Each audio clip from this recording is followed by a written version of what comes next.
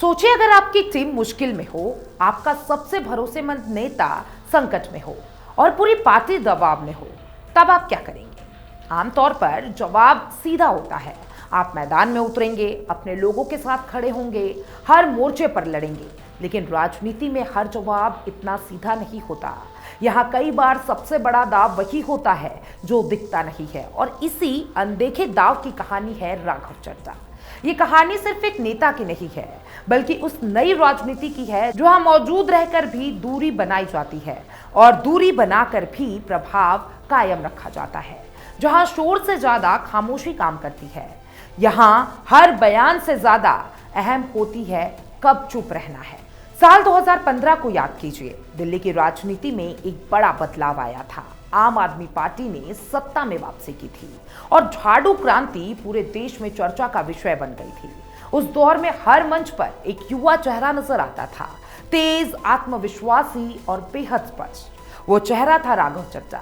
अरविंद केजरीवाल के साथ खड़े इस युवा नेता ने बहुत जल्दी अपनी अलग पहचान बना ली। राघव चड्ढा की खासियत सिर्फ उनका बोलने का अंदाज नहीं था, बल्कि उनकी तैयारी भी थी।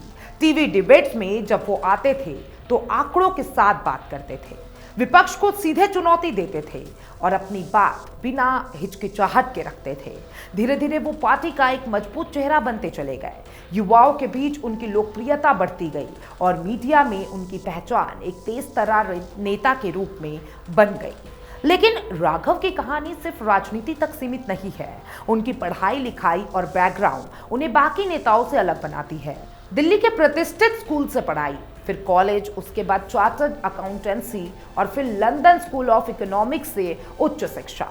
उनके पास अब सब कुछ था जो उन्हें एक सफल कॉर्पोरेट करियर दे सकता था। लेकिन उन्होंने वो रास्ता नहीं चुना, उन्होंने राजनीति का रास्ता चुना और यही उनका सबसे बड़ा टर्निंग पॉइंट बना। साल 2011 में जब वो अन्ना हजारे का भ्रष्टाचार विरोधी आंदोलन शुरू हुआ तो देश भर में युवाओं में एक नई ऊर्जा आई। यह आंदोलन सिर्फ एक विरोध नहीं था, बल्कि एक विचारधारा बनाया गया था। राघव चड्ढा उस समय विदेश में थे, लेकिन उन्होंने सब कुछ छोड़कर भारत लौटने का फैसला किया। यही वो पल था जब उनकी मुलाकात अरविंद केजरीवाल से हुई और यही से उनकी राजनीतिक यात्रा की शुरुआत भी हो गई। धीरे धीरे वो पार्टी के अंदर आए और एक अहम भूमिका निभाने लगे। उनकी पहचान सिर्फ एक प्रवक्ता तक सीमित नहीं रही, बल्कि उन्हें एक राजनीतिकार के रूप में भी देखा जाने लगा। 2022 के पंजाब चुनाव के बाद उनका कद और भी बढ़ गया। उन्होंने पार्टी का भविष्य माना जाने लगा। जब वो राज्यसभा पहुंचे तो ये साफ हो गया कि वो सिर्फ एक नेता नहीं, बल्कि पार्टी के शीर्ष नेतृत्व में शामिल हो चुके हैं।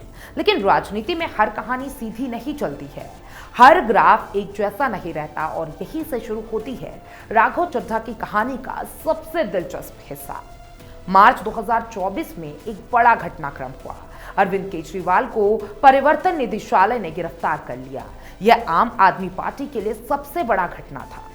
पार्टी के नेता सड़कों पर उतर आए, विरोध प्रदर्शन शुरू हो गए, बयानबाजी तेज हो गई, हर तरफ हलचल थी। लेकिन इस पूरे घटनाक्रम में एक नाम गायब था, वो था राघव चड्ढा। वो उस समय लंदन में थे। कारण बताया गया कि वो आंखों की सर्जरी के लिए वहां गए थे। लेकिन राजनीति में सवाल सिर्फ कारण का नहीं होता, बल्कि टाइमिंग का होता है।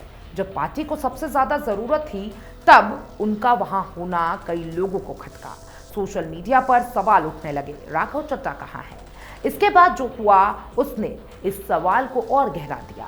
केजरीवाल जेल से बाहर आए, राघव चड्ढा शांत रहे। दिल्ली में राजनीतिक घटनाएं होती रही, लेकिन उनकी प्रक्रिया बहुत सीमित रही। ये एक पैटर्न बनता चला गया और यही पैटर्न चर्चा का विषय बन गया। लेकिन अगर आप कहानी को थोड़ी गहराई से देखें तो एक अलग तस्वीर नजर आती है। जहां एक तरफ वो पार्टी के बड़े घटनाक्रमों में कम नजर आते रहे हैं, वहीं दूसरी तरफ उनकी सक्रियता एक अलग दिशा में बढ़ती रही थी। उन्होंने ऐसे मुद्दे उठाने शुरू किए जो सीधे आम जनता से जुड़े हो। उन्होंने संसद में एयरपोर्ट पर महंगे खाने का मुद्दा उठाया, गिग वर्कर्स की समस्याओं पर बात की, मोबाइल रिचार्ज के बढ़ते दामों पर सवाल उठाए। यह ऐसे मुद्दे थे जो हर वर्ग को प्रभावित करते हैं और यही उनकी रणनीति का सबसे अहम हिस्सा था।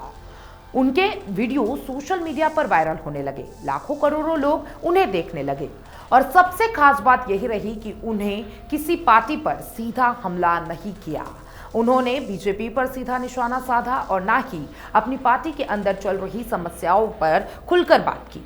वह सिर्फ मुद्दों की बात करते रहे। यही उनकी नई राजनीति है। ये राजनीति टकराव की नहीं बल्कि छवि की है। इसे राजनीतिक भाषा में पर्सनल ब्रांड बिल्डिंग भी कहा जाता है। यानी आप खुद को एक ऐसे पहचान के रूप में पेश करते हैं जो किसी एक पार्टी तक सीमित नहीं होती है। अब इस राजनीति का फायदा साफ है। अगर पार्टी मजबूत रहती है तो आपको उसका फायदा मिलता है, और अगर पार्टी कमजोर पड़ती है तो भी आपको व्यक्तिगत छवि बिल्कुल बनी रहती है। राघव चड्ढा इसी रास्ते पर चलते नजर आ रहे हैं।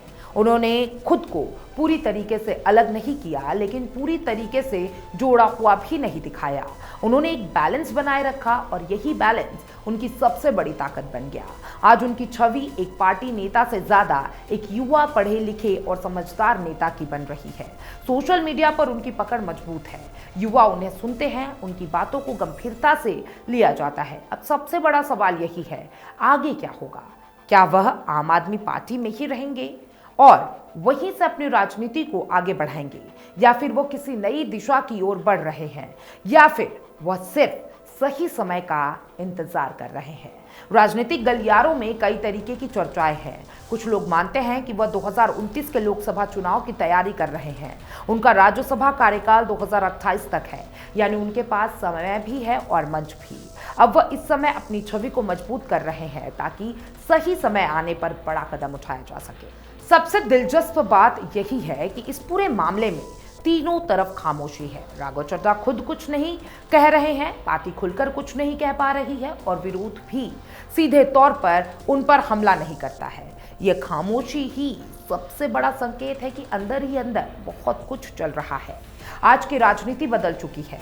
यह सिर्फ वफादारी की राजनीति नहीं रही, यह पोजीशन की भी राजनीति बन चुकी है। और यह सिर्फ ये मायने नहीं रखता कि आप किस पार्टी में हैं, बल्कि ये भी मायने रखता है कि आपकी छवि क्या है, आपकी पहचान क्या है और लोग आपको किस नज़र से देखते हैं। राघव चड्ढा इस नए खेल को समझ चुके हैं। वो जानते हैं कि कब बोलना है, कब चुप रहना है, कब सामने आना है और कब पीछे हट जाना है। यही समझ उन्हें बाकी नेताओं से अलग बनाती है। आज वो एक ऐसे मोड़ पर खड़े हैं जहां हर कदम बहुत अहम है। एक गलत कदम उनकी छवि को नुकसान पहुंचा सकता है, लेकिन एक सही कदम उन्हें राष्ट्रीय राजनीति में एक बड़ा चेहरा बना सकता है। अंत में सवाल यही है, क्या उनकी ये रणनीति सफल होगी? क्या वह ये संतुलन को लंबे समय तक बनाए रख पाएंगे? और सबसे बड़ा सवाल, क्या उनकी खामोशी ही उनका सबसे बड़ा हथियार बनी रहेगी? फिलहाल इतना तय है कि राघव चड्ढा की कहानी अभी खत्म नहीं हुई है। ये सिर्फ शुरुआत है। आने वाले समय में ये कहानी भारतीय राजनीति की दिशा तय करने में एक अहम भूमिका निभा सकती है। आप क्या सोचते हैं राघव चड्ढा के बारे में? कमेंट बॉक्स में ज़रूर बताइएगा।